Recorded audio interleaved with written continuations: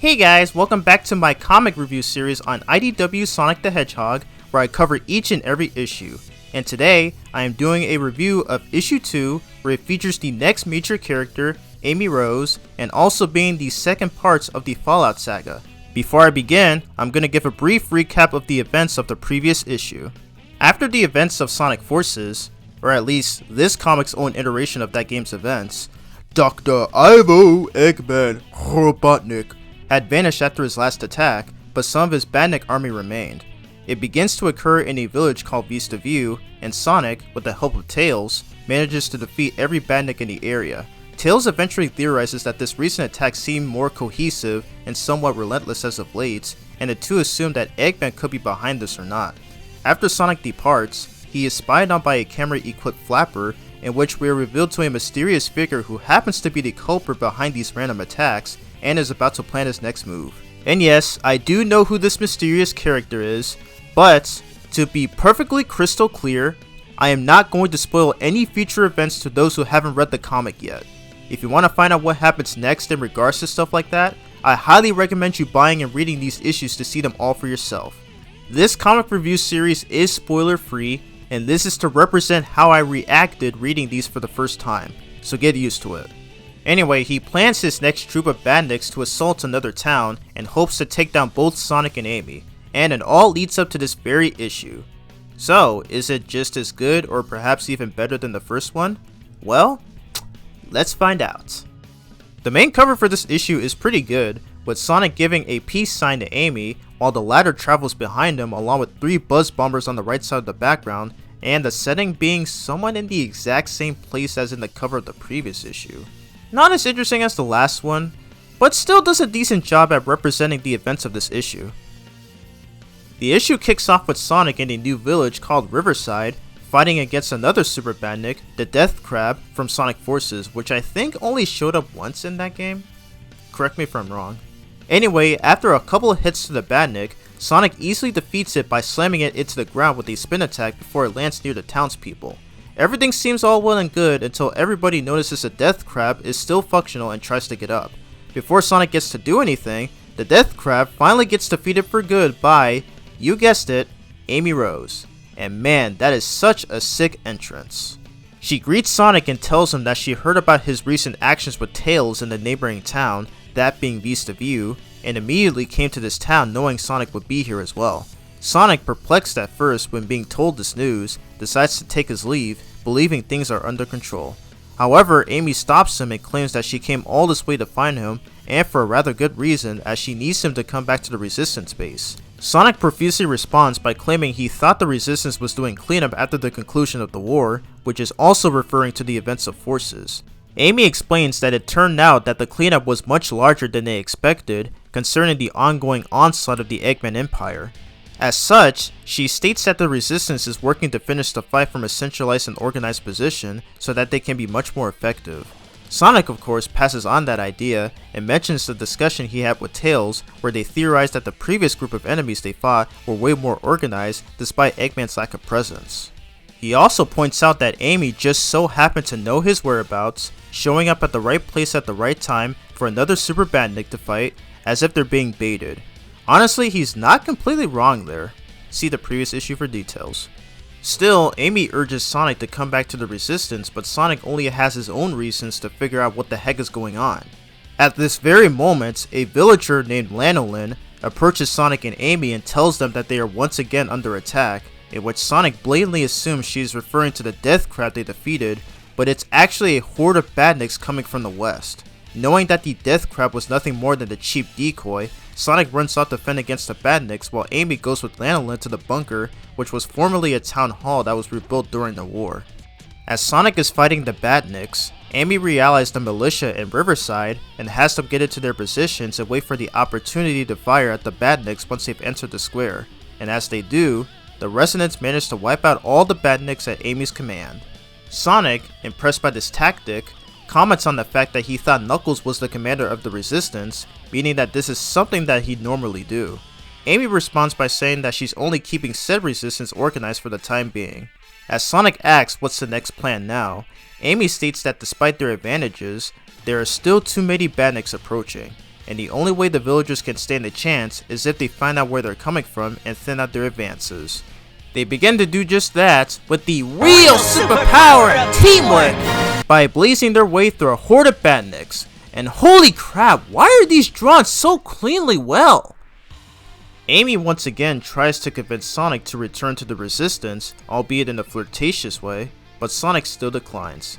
The two start to have a funny back and forth banter with each other as they take out the next few Badniks and can I just say how much I love this right now? Like, I can't help but read these in Roger Craig Smith and Sidney Robertson's voices, and they make these even more hilarious. I don't know if that's just me.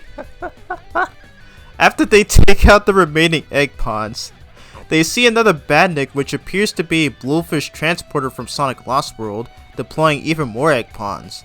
Seeing how much of a tough crowd it is, Sonic suggests an attack called the Croquet Bomber, in which Amy obliges. Sonic revs up a spin dash, and Amy launches him with full force with her Pico Hammer into the bluefish transporter, destroying it along with the remaining egg pawns. Also, what? Is this a Sonic Advance 3 reference? That is sick! Amy finds a dazed Sonic on the ground, asking him if he's okay, and Sonic just finds it all satisfying after that. Bruh, Sonic's casualness never fails to amaze me sometimes. Now that the evasion is over, Amy comes to the conclusion that Sonic will head off somewhere else now, which Sonic says he will do. And we get another greatly drawn Sonic in this panel, where he goes, "It's what I do.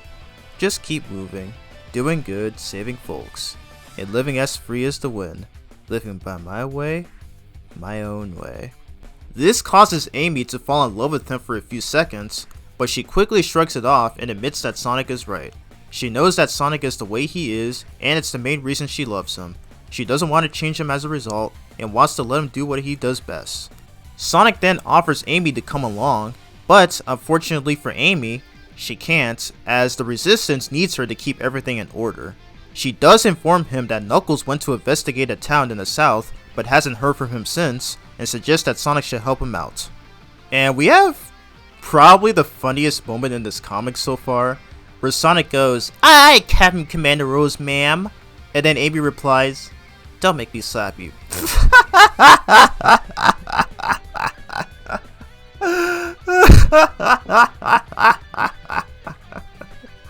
Oh my god. That had me cracking up so much when I first saw this. It was so funny. This writing had no business being so good. After Sonic leaves, he is once again spied on by another camera-equipped flapper, in which the mysterious character is watching live footage of through a monitor at Eggman's base. He is distraught and frustrated that things didn't go as he planned, as he did not account for Amy's advantage against the Badniks, and Sonic is deviating from his projected path. At this moment, Orbot and Cubot come in and tell the figure about Sonic's current destination, as two strange-looking characters are being displayed in the tablet, indicating they are in the place where Sonic is heading towards. The Mystery Man is pleased with this, and hopes that these two new bad guys will defeat Sonic. And thus, the story concludes here. I can't even comprehend how fantastic this issue was. There were plenty of moments that exceeded my expectations. So let's talk about the highlights. This issue's art style was handled by Adam Bryce Thomas, who is another returning artist from the Archie comics. When I first read this issue, his art style didn't really click with me, which is probably why I didn't read this as much as issues 1, 3, and 4. But when we're reading it for this video, I actually think it's pretty good. In fact, some of the expressions in this art style are freaking hilarious, like Amy being very perplexed in this panel, and Sonic getting caught by the egg pawns about to snipe him. I don't know if it's just me, but I just find these really amusing each time I see them. My main problem with this art style though is that they seem to be slightly thinner and less streamlined. I don't know a better way to phrase this, but I just don't think it was as good as the previous issue's art style. But that's not to say a few aren't fantastic looking, because this panel of Sonic right here is easily the best one in this issue. The way he is shaded with the shadows and how he is reflected with the lighting of the sunset is magnificent. I love this so much. Adam Bryce Thomas did an amazing job with this style, and I can't wait to see how he has improved in future issues going forward. Now let's discuss the main girl herself, Amy Rose. Over the years of becoming a Sonic fan, Amy has grown on me quite a lot. I used to find her a bit annoying sometimes, usually because of her obsession with Sonic, but as I realized over those years, she is a character who is often misunderstood or even overrated, and I've come to the realization that she was way better than I initially remembered. Many people would often bring up how good she was in Sonic Adventure 1 and 2, but got downgraded in Sonic Heroes, which I greatly disagree. I think she was great in that game, and I am not afraid to say that's one of her best characterizations in the franchise. But that's besides the point. We're not talking about mainline Amy, we are talking about IDW Amy. I love this incarnation of Amy, and it's easily the best version of her in my opinion. She doesn't immediately act like a total psycho fangirl or constantly obsessed over Sonic. She acts more responsible and is dependent. She does still show signs of being obsessed with Sonic, as it's revealed twice and especially in this panel, but it's much less excessive. As such, she is written well in this entire issue, and this will carry on for the rest of this comic. The idea for organizing the resistance is well executed, and that's another reason why I like her portrayal in this series. And of course, this wouldn't be a good story without Sonamy moments. Although most of it is just them on a mission to fight Badniks to save the village, I love their conversations and their witty banters they have with each other, like Amy requesting Sonic to return to the resistance and Sonic being all like, nope, I'm gonna do what's best for me. And as stated before, my favorite moment and the funniest one in the comics so far, don't make me slap you. Seriously, I can never not laugh at this, it was so funny. Once again, Ian Flynn did not disappoint with this one. The way he wrote Sonic and Amy's dynamic is perfect. Like, I literally cannot stress how good these character interactions are.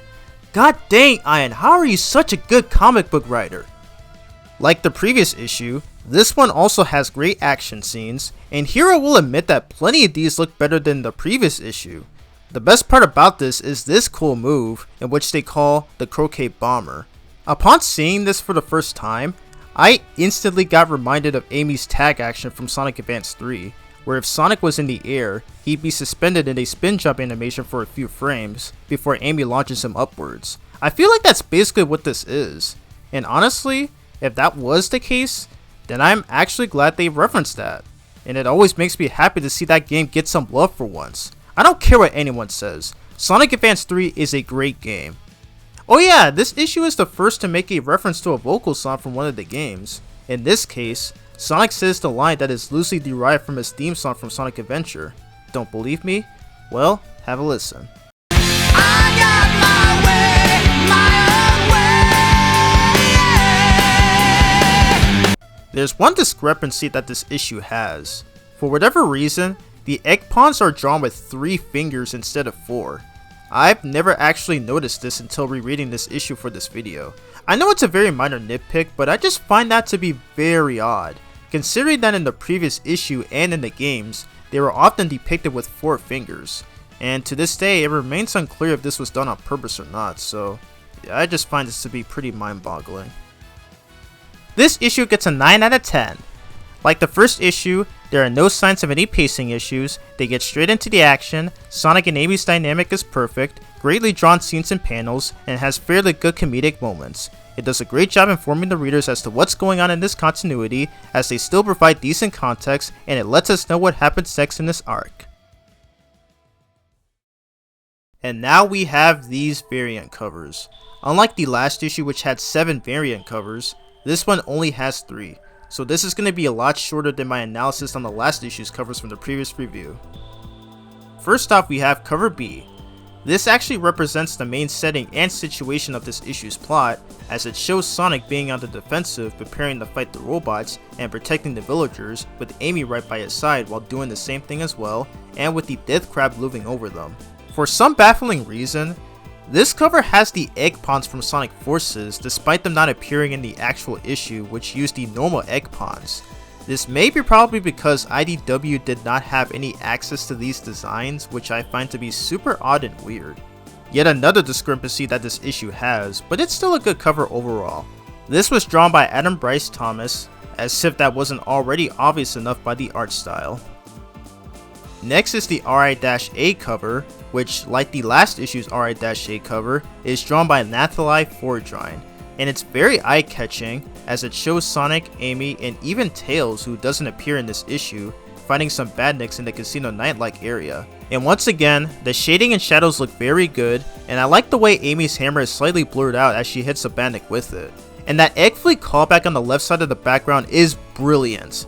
Seriously, I love Nathalai's work on these covers. She did an amazing job as usual, and believe me, we are going to be seeing her artwork a lot in this comic.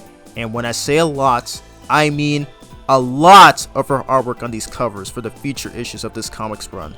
She is very talented. Lastly, we have the RI-B cover. Doesn't really show much happening here, as Sonic and Amy run through the woods together while passing a future sign from Sonic's CD. This artwork was done by Jonathan Gray, and the coloring was handled by Matt Herms. It's a lot similar to the Spencer's variant cover from the previous issue, so this can be easily recognized if you're familiar with Jonathan and Matt's work. So that's all the variant covers this issue has to offer. The first issue had better variant covers, but all the ones for this issue are aesthetically pleasing as well. And so this concludes my IDW Sonic issue 2 review. It continues to show what made IDW Sonic so great, and its story definitely did not disappoint my expectations. If you made it this far in the video, thank you very much for taking the time to watch this whole review. Next time we'll be taking a look at issue 3, where we will see our boy, Knuckles the Echidna. Thank you all for watching, I'm Bronto75, and I hope you enjoyed the review.